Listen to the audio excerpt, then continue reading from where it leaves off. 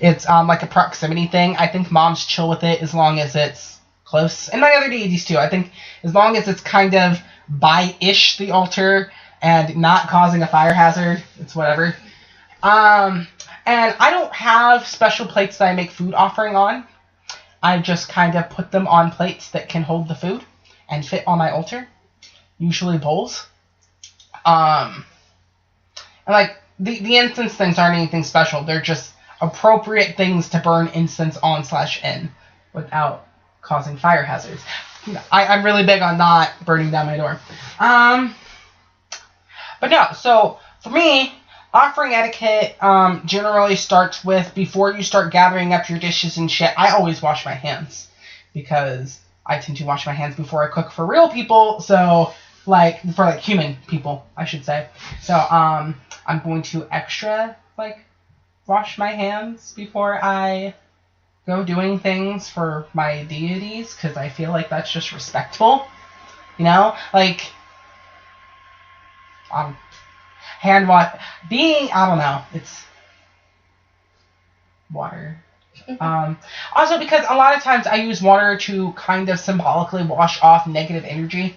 So I think that's part of it, is that I would not go into an offering if I am feeling grumpy or upset or just carrying around amounts of negative energy, because I don't think Mom appreciates my passive aggression. You know. So I don't think anybody appreciates your style of passive aggressiveness. Nobody does. But, you know, like, it's rude to do that to people. Why would it be, like, acceptable to do that to your gods? You know? So, there's that. And then, Teddy and I offered chocolate, and because they are small, we did multiple chocolates, and, Mom has a thing with multiples of 3, so we did 12, because she also has a thing with 6s. So, you know, how much of it you put out kind of depends on your deity. And for me, I put the things in the bowl, and I kind of set them there. I usually, if I'm giving food, I also give a drink, because why the fuck are you going to give somebody chocolate and not give them something to wash it down with? So, We gave her herbal tea today. Yes. Today, she got hibiscus rose tea, and so good. Seemed to be pleased with it. And, as far as when the deity is, like, done with the offering, it's really up to, it kind of depends on your practice when they define things as being done, and also your deity.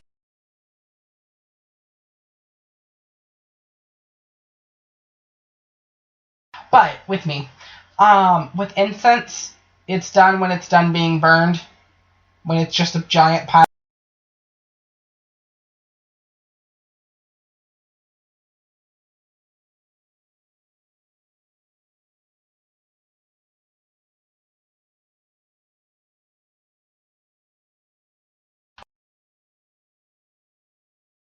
Because I tend to light my candle when I first come into my room, when I come home. And it's more like a inviting the presence of my deity into my space, like, formally. Mm-hmm. So, not that I don't think they're there, like, at other times, because I totally think they are, but, it's more like, formally asking them to come be in the space. So, for me, I don't necessarily burn candles strictly as an offering. They're more like an invitation. Anyways, for food, though, if it's hot food, when the food is cold, generally I take that, or if it's like a hot drink, I generally take that as a sign that the deity is done with it, you know? But, with other things, I just kind of wait until I get the feeling that they are probably done with it, in which case I reach forward slowly to take it, and if I feel like it is okay to take it away, I can assume they're done. However, if I feel like I am breaking some unknown law of the universe by taking it, they're probably not done, and I should retract my hand. Right? So, I don't know, I kind of play it by ear. But, also, how you dispose of an offering depends on your path. Like, some people find it acceptable to throw it away, right?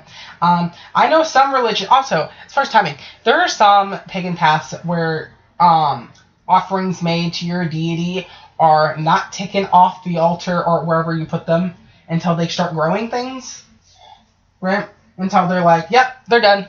It has started to mold, therefore it is dead, right? In which case you obviously wouldn't eat it.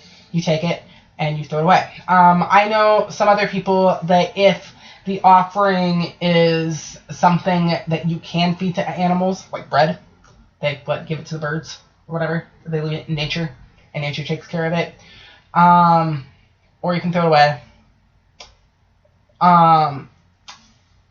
Also, in some religions, like overseas, not necessarily pagan religions, but I believe in Hinduism, offerings made at temples are like, after they've been given to the gods, are then blessed by the priests and given to poor people.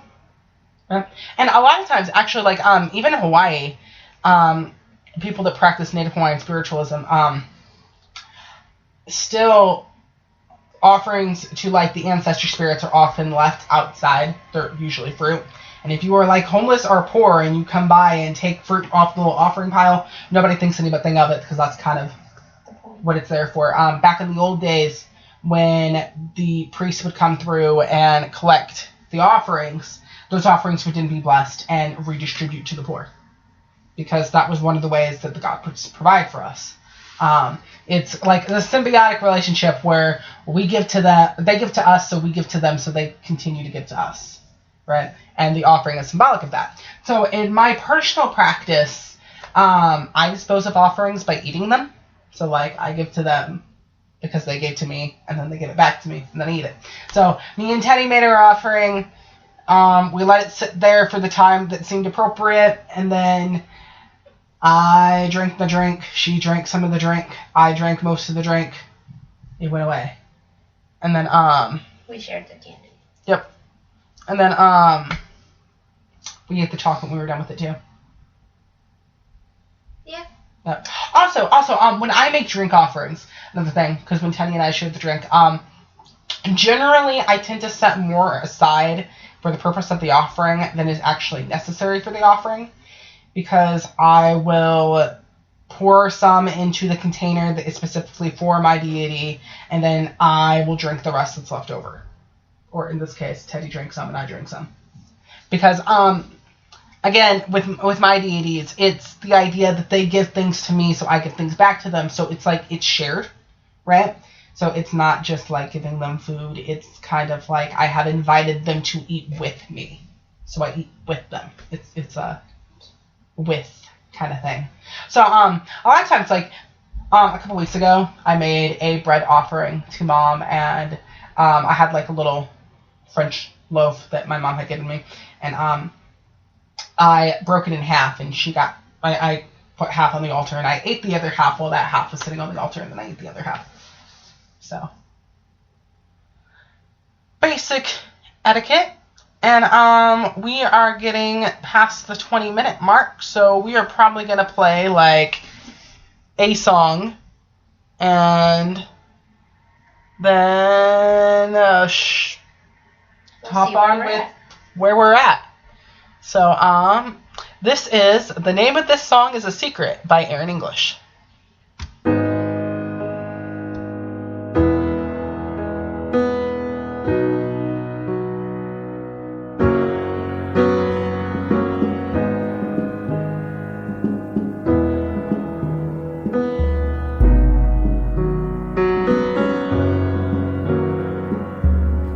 Tried to speak what is true, but words they will not do.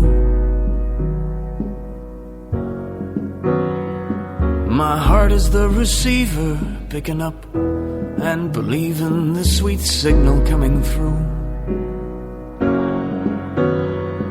Words ain't big enough, my fumbling tongue ain't digging up the way to say.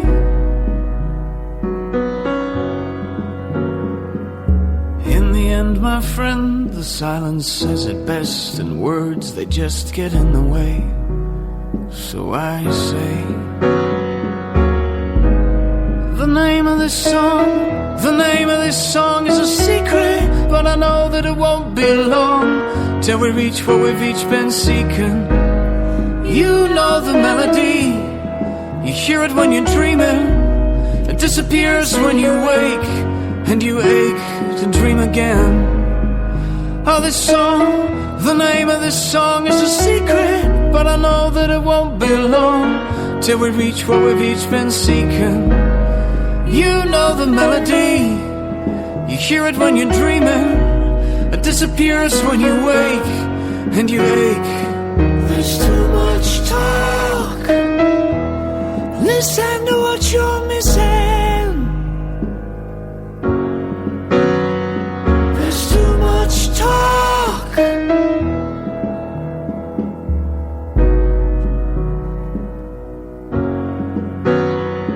By day I dream of night.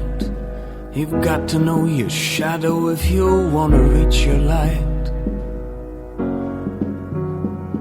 I'm haunted by a memory of melody. I close my eyes and I invite it in. I feel, I taste before I hear it, like a sudden rain shower.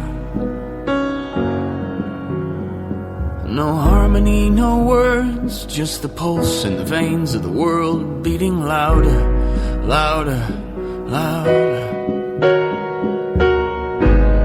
The name of this song is a secret, but I know that it won't be long till we reach what we've each been seeking. You know the melody, you hear it when you're dreaming, it disappears when you wake, and you ache to dream again. Oh, this song, the name of this song is a secret, but I know that it won't be long till we reach what we've each been seeking. You know the melody, you hear it when you're dreaming, it disappears when you wake, and you ache. There's too much talk, listen to what you're missing.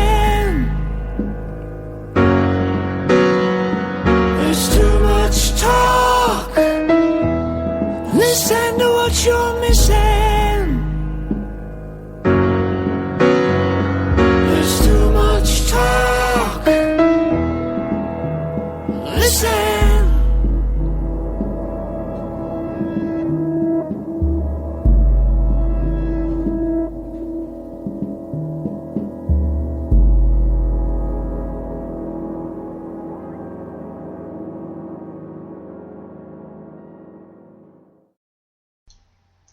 And we're back. So, we have about 2 minutes. I think Teddy was going to mention something about her spiritual Yes, status. actually I am. Right now I'm currently where I was last time.